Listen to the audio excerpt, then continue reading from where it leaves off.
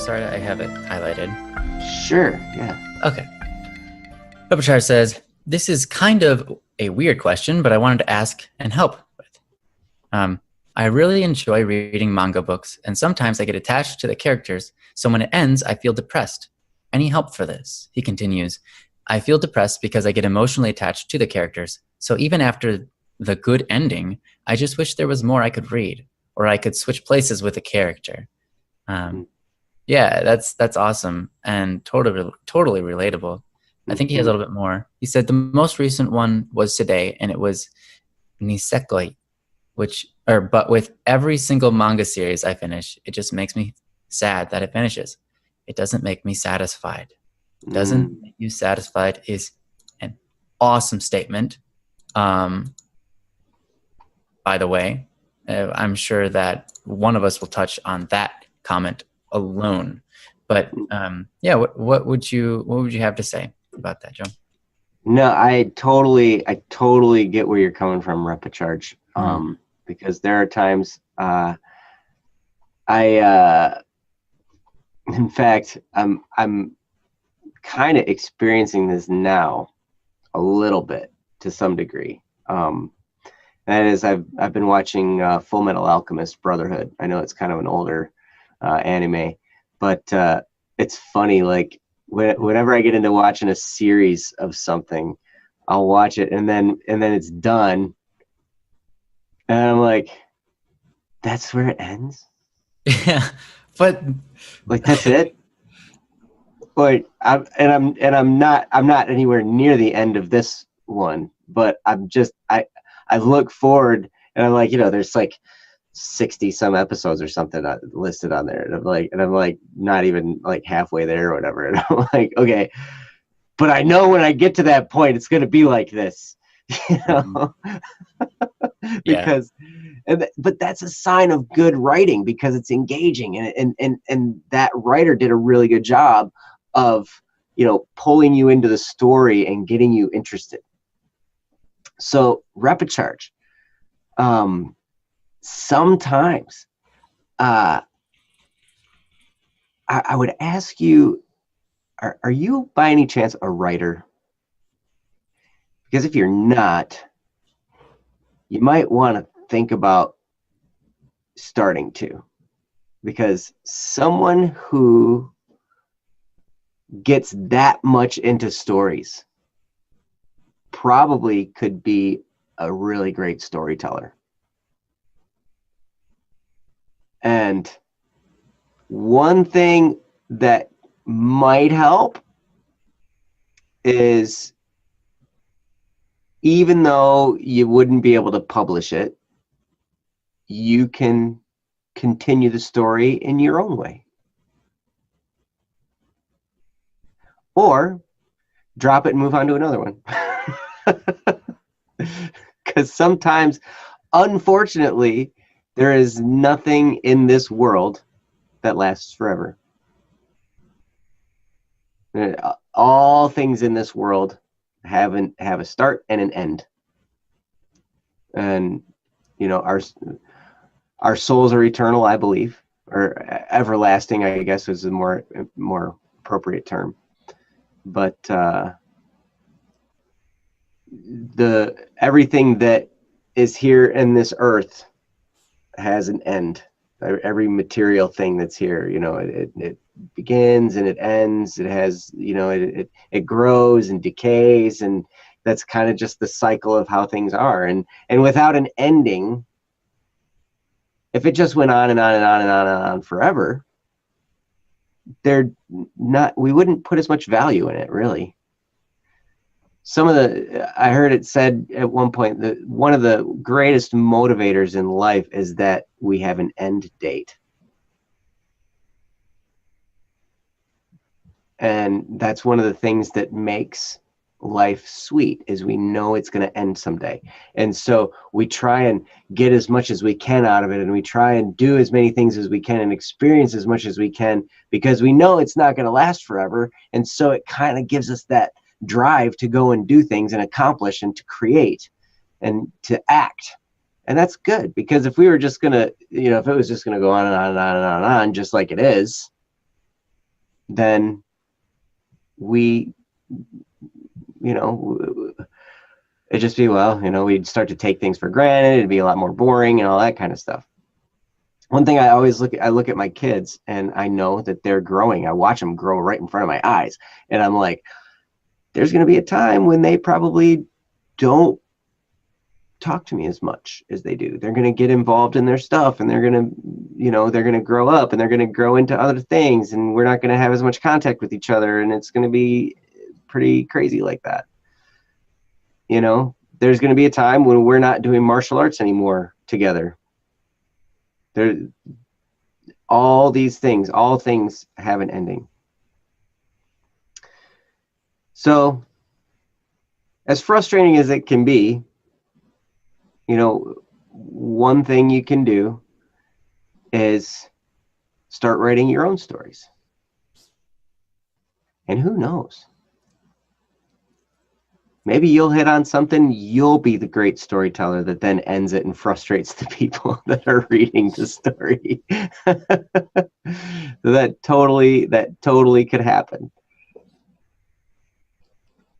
And other than that, I mean, I'm gonna turn it over to Ryan, because that's all I can think of right now. And then maybe I can think of some more, but take it away, Ryan. I'll turn it over to you later. I mean, here's something, I mean, kind of on the subject that Joe was just talking about. All things have an end, and that's beautiful, but it's also painful. And that pain is to show us the value. You know, when you experience pain because something ends, usually that's because your heart notices the value of that object that is no longer happening or in existence or whatever. And so that's kind of a beautiful feeling. It's like a tribute. It's like paying your due. And so, you know, and that's, in a way, that's kind of a really cool and beautiful thing that humans have. But the thing is, nothing in this world will satisfy you forever. And especially not entertainment. I've come to realize that entertainment doesn't really satisfy me a whole lot of times. It can for a period, but you know, unless the story is really gripping, it becomes boring. And even if it's gripping, when it ends, it's done. Nothing satisfies us forever. And that's good, because it continues to call us forward, continue doing something more. And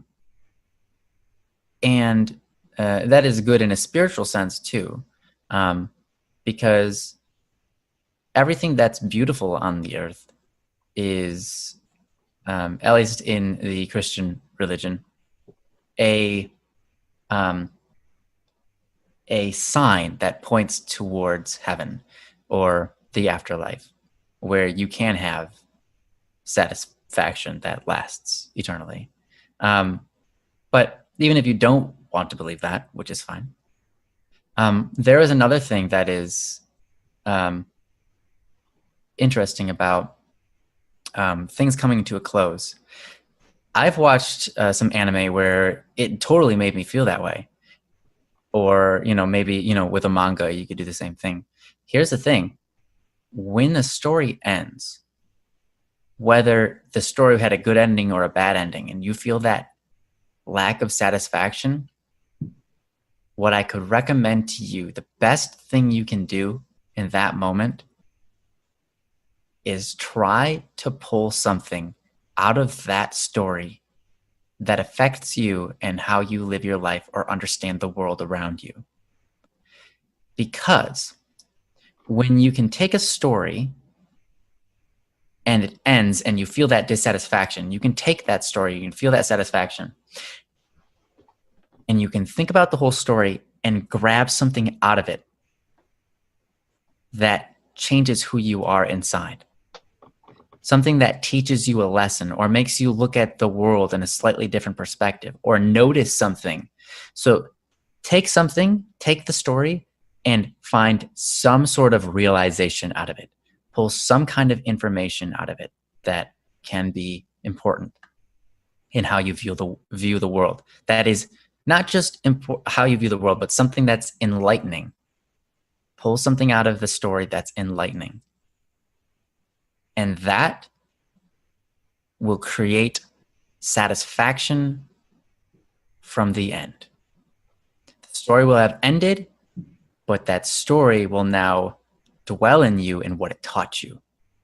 So whenever you finish that story and you are attached to the characters, you love the characters, but they're no longer existing, find something in that and let it build you up, because that will create internal satisfaction within yourself. And that is, for me, the best way to end a story.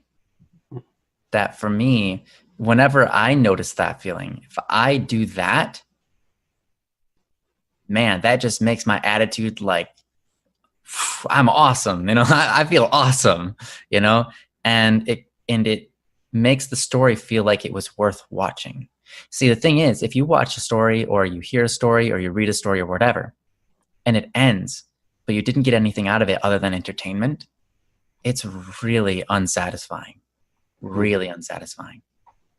But if you can take that and make it build you up, make it turn you into a better person, to a greater person, make you stronger, that's satisfying.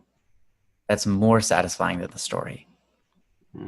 Because then it carries with you. And yeah, satisfaction comes from a lot of happiness. A lot of happiness comes from satisfaction, but it's a satisfaction with yourself and the life you've lived. Happiness a lot of times is a certain type of satisfaction.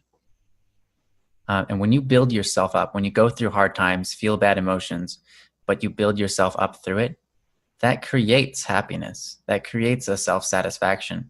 And you can do that. So if it's just entertainment, it's really unsatisfying when it ends. But if you turn it into something good, something for good, then it's satisfactory. So I recommend you spend some time in solitude, nothing around you, and just talking to yourself. Or if you drive or ride a bus or something, that's a good time to do it while you're just traveling. Just think about it.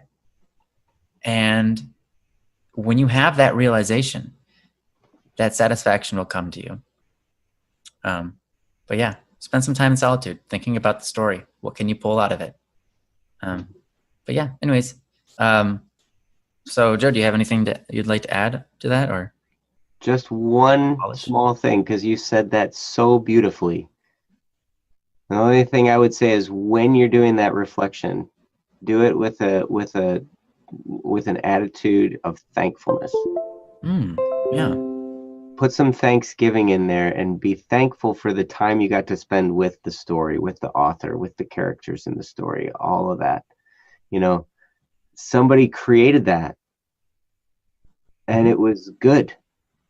And it was good enough for you to get pulled into and drawn into, and like Ryan was talking about, it can have an impact on who you are and who you become. And that's something to be greatly thankful for. That's one of the things I've tried to do. A lot of times when I've felt, upset because something ended, or because something didn't go the way I wanted it to, or something like that, was to remind myself, and it's not always easy at first, and it takes building up a habit, but to be thankful for the moments you did have. There have been many, many times in my life where there have been frustrations, whether it's with family members or friends. And those frustrations are always so difficult. But when you can turn that moment into a moment of thankfulness because of the time you did get to spend, because of the good things that happened, because of all of that part of it, not just the frustrating part, what you find is you can put some good emotion into the mix of this situation. And when you put that good, that thankful, gratitude, happy feeling that's in there, and it's then blended with the frustration, sometimes those are the most impactful moments of our lives, when it's a combination of happy and sad. It's a combination of, anger and joy. It's those combinations of feelings can be so defining for us, because it brings us to the depths of frustration and then lifts us to that peace of gratitude. And that combination, that mixture of feelings, can really impact us and lead us to some growing moments in our lives. So that's the only thing I would add to what Ryan said, because taking that time and seeing how that story impacts you, and then then it becomes a tool for your growth. It becomes something that's impactful for you. It becomes something that makes you into a better person, and that's really awesome. Yeah. I'm always unsatisfied with myself when I notice I've wasted time. But it doesn't have to be wasted time if I can draw something out of it. And you can draw something out of almost any experience. Even if it's, wow, I played that game for like 17 hours straight and I really had, I should have been doing my homework. Wow, that was really dumb of me. Yeah. But you can try to figure out how to draw something important out of that. Besides, I shouldn't have done that. Joy is important too in this world. Joy is important. But yeah, figuring out how to draw something out of it will restore that satisfaction that you might feel like has gone missing. Because you might feel, wasted time or now. Yeah. So. Absolutely. And science, you should put Thanksgiving into everything. Putting stuffed turkey into anything is good, except for maybe chocolate. No, I mean, even as long as you're thankful. So, Thanksgiving dinner. I mean, you can put chocolate in your Thanksgiving dinner. Why not? For those of you who don't live in the United States, I'm sorry that you don't have Thanksgiving dinners. Well, Canada has Thanksgiving, but they don't celebrate the same way. Yeah. And there's always Chinese Thanksgiving, which is a holiday that we invented, also known as Halloween. Oh, really? Yeah. Remember? Chinese Thanksgiving is Halloween. Oh, yeah. It's your wife's favorite holiday, remember? That's right. Chinese Thanksgiving. That's right. I remember. Oh, sorry. Sorry for not remembering until Yeah, no problem. No problem. But thank you for the question, Repacharge, and hopefully some of that was helpful. But yeah, I totally can relate with your feelings on that.